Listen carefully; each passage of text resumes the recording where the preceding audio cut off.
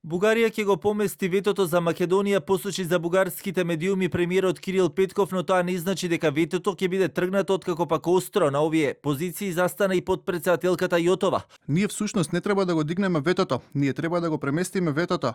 Промената на уставот да се случи пред првото од многуте 20 и колку поглавја што треба да се отворат. Пред првото поглавје да си го променат уставот и ние да ги качиме на шините за во Европа, но критериумите кои треба да ги исполнат да се јасно определени од нас. И од она што го гледам од владата на Димитар Ковачевски е дека тој е подготвен да тргне по тој пат. Даваме пат на Република Северна Македонија кон Европа, но тој пат е исполнет со обврски и задолженија, јасно врамени со гаранција од цела Европа за напредокот кој ние како бугари го посакуваме. Во изјава за бугарската нова телевизија Петков порача дека останува главниот предуслов за вклучување на бугарите во уставот на Македонија како едно од барањата со кој треба да почнат процесите за добрососедство. Јасно ни беше кажано и од господјата фон дер Лајен при нејзината посета тука. Таа кажа јасно, ние сме подготвени да бидеме гарант на тој процес. Ние сме подготвени да ја вметнеме промената на уставот во преговарачката рамка на Европската унија со Северна Македонија. За разлика од нешто поблагата реторика на Петков, подпредседателката Јотова пак и деновиве беше категорична дека не треба воопшто да се дискутира за било какво кревање на рампата за старт на преговорите на Македонија со Европската унија, додека Скопје не ги исполни 5 барања на официјална Софија, пропишани во договорот за добрососедство.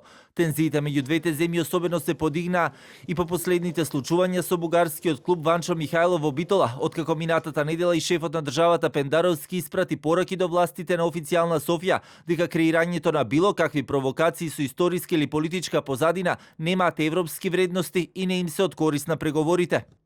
На територијата на Македонија никогаш немало концлогари, ниту тогаш, ниту денес. Бројката од 10.000 наводно убиени е лага. Практично гола конструкција за политички цели. Од владата денеска без коментар на најновите пораки од Петков по провокацијата кога целиот бугарски државен врв се прошета низ Битола на отварањето на клубот Ванчо Михајлов, а македонскиот врв Дента остана без никаква реакција. Од Илинденска го осудија настанот и порачаа дека е потребно брзо, но неизбрзано решение. Минатата недела писмено се огласи Европската комисија, која пак порача дека двете земји мора да останат посветени на преговорите, а билатералните прашања да се обидат да ги решат меѓусебно. Во меѓувреме следната недела се очекува властите во земјата да испратат и одговор до официјална Софија во врска со последните случувања за клубот кој беше насловен со името на контраверзниот лик Ванчо Михајлов.